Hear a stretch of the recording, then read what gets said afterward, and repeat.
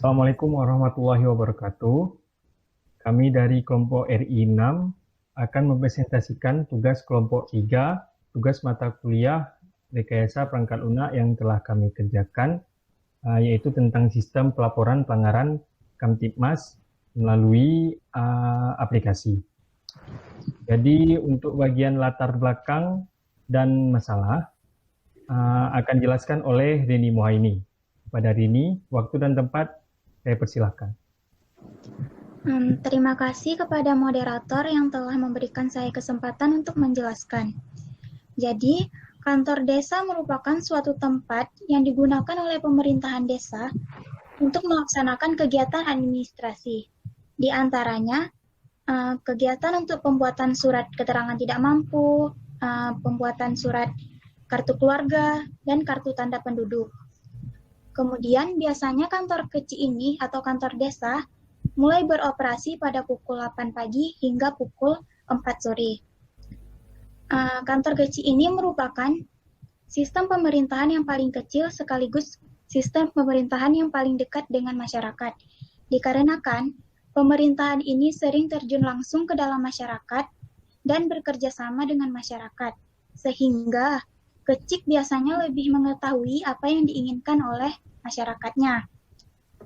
Kemudian, kantor kecil ini terletak pada sebuah desa, di mana memiliki ciri-ciri adanya tiang bendera di depan kantor desa, serta sebuah papan yang menandakan bahwa itu adalah kantor desa atau kantor kecil. Kemudian masalah.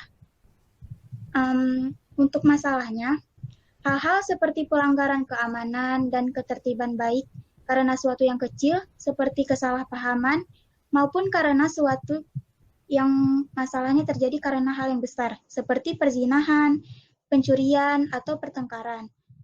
Itu bukanlah hal yang jarang terjadi, dan mungkin bisa terjadi kapan saja, secara tidak terduga. Jadi, untuk melaporkan perbuatan yang melanggar keamanan dan ketertiban masyarakat itu ke kantor kecil, tentu saja membutuhkan bukti yang kuat dan disaksikan secara langsung oleh masyarakat. Akan tetapi, untuk melaporkan suatu pelanggaran Kamtibmas ini, seperti percobaan pencurian yang sedang terjadi ke kantor kecil bukanlah hal yang mudah, karena harus mempunyai bukti yang jelas, serta beberapa orang saksi, dan setelah itu harus dibawa ke kantor kecil kembali untuk dilaporkan. Dari 3 proses itu saja sudah membuat peluang bagi pencuri untuk melarikan diri, sehingga kasus yang seharusnya dapat diatasi akan tetap berlanjut karena si pelaku tidak tertangkap. Dan jika pelaku kembali tertangkap pun sudah sangat sering terjadi, pelaku sudah dikeroyok oleh warga yang main hakim sendiri, bahkan sampai si pelaku meninggal. Saya kembalikan kepada moderator. Selanjutnya yaitu penjelasan mengenai tujuan dan user yang akan dijelaskan oleh Muhammad Najib. Kepada Najib, waktu dan tempat saya persilahkan.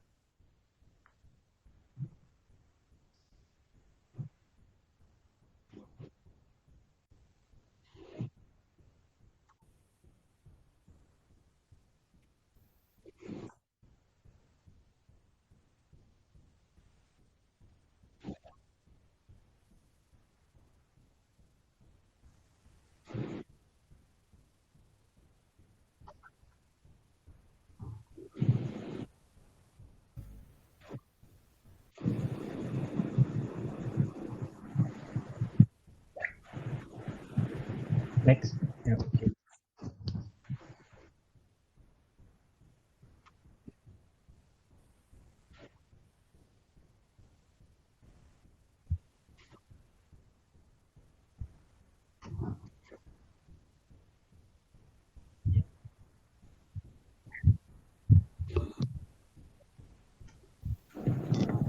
Baik, terima kasih penjelasannya Muhammad Najib. Selanjutnya yaitu penjelasan mengenai storyboard dan vision yang akan dijelaskan oleh Yuslinar. Kepada Yuslinar, waktu dan tempat saya persilahkan. Terima kasih kepada moderator. Selanjutnya saya akan menjelaskan tentang storyboard. Di sini masyarakat melaporkan ke GC karena terjadi pelanggaran dengan foto bukti kejadian menggunakan aplikasi. Di sini laporan pelanggaran. Di sini bisa dilihat bahwa seorang melakukan pelanggaran, pencurian, dan seorang warga sekitar melihat kejadian tersebut dan langsung memfotokannya untuk dijadikan bukti laporan.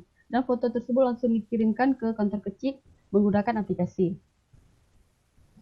Selanjutnya, pihak kecil turun ke lapangan karena ada yang melaporkan dan mengirim bukti pelanggaran setelah mengetahui langsung dari aplikasi. Di sini peninjauan ke TKP oleh Gicik.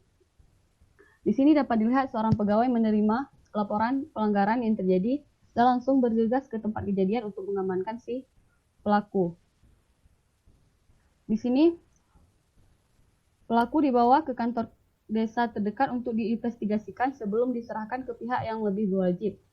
Di sini pelaku akan mendapatkan sanksi setelah diketahui melakukan pelanggaran setelah ada laporan aplikasi. Di sini pelaku akan mendapatkan sanksi. Terima kasih. Selanjutnya saya serahkan kembali kepada moderator. Terima kasih pada Yuslinar atas penjelasannya. Selanjutnya yaitu penjelasan mengenai paper prototype dan wireframe. Selanjutnya yaitu penjelasan mengenai physical model yang akan dijelaskan oleh Muhammad Zikri Yusra. Kepada Bang Zikri, waktu dan tempat saya persilahkan. Baik, terima kasih moderator. Physical model ya adalah tempat dan lingkungan di mana semua kejadiannya bisa terjadi di kantor desa. Physical model memiliki tempat untuk bekerja dan tempat untuk menunggu. Karena itu adalah lingkungan, maka pegawai dan penduduk akan sering berinteraksi di dalam kantor desa sebagai tempat terjadinya interaksi antara dua user. Kepada moderator, saya persilahkan.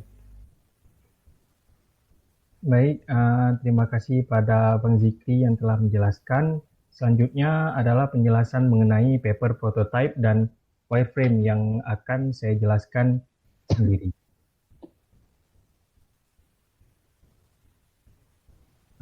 Baik, jadi prototype adalah calon produk yang sudah jadi, namun masih dalam tahap pengembangan atau percobaan, baik itu dalam bentuk sketsa atau storyboard maupun sudah berwujud final atau akhir.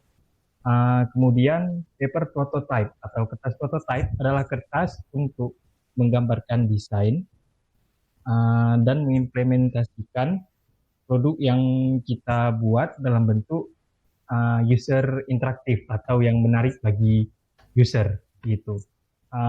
Contoh dari paper prototype yang telah kami kerjakan dapat dilihat di video YouTube berikut ini.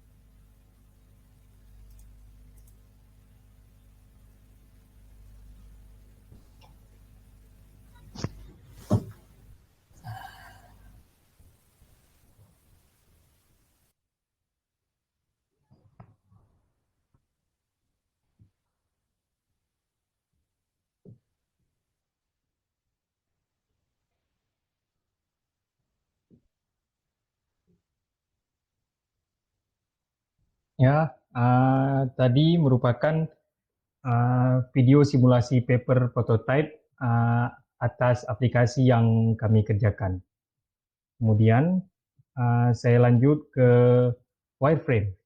Jadi wireframe itu adalah kerangka awal sebelum halaman aplikasi atau website didesain menjadi sebuah produk akhir atau produk final.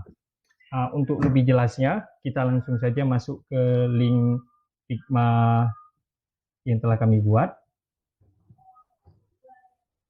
Jadi pertama kali dimulai dari menu pelaporan pelanggarannya. Di sini ada 3 pilihan, yaitu lihat laporan, prosedur pelaporan, dan buat laporan. Jadi kita coba ke prosedur pelaporan dulu.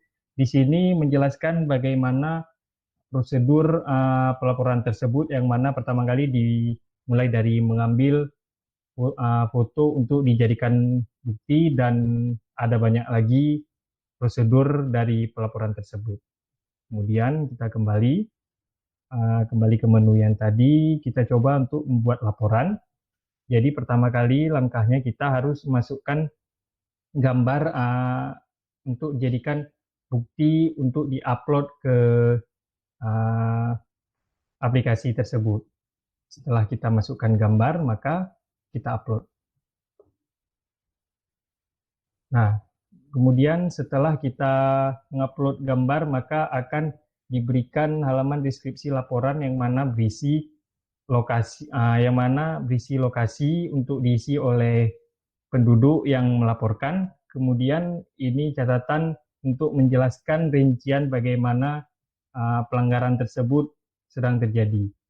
Kemudian jika sudah selesai, laporan dikirim dan akan muncul tulisan seperti ini, yang mana ini berarti sudah sampai ke pihak admin aplikasi tersebut dan akan segera ditindaklanjuti oleh pihak kecil. Ya, jadi mungkin sekian ini saja yang dapat kelompok kami sampaikan mengenai aplikasi yang kami kembangkan. Jika ada kesalahan, kami mohon maaf. Wabillahi taufiq wa hidayah. Wassalamualaikum warahmatullahi wabarakatuh.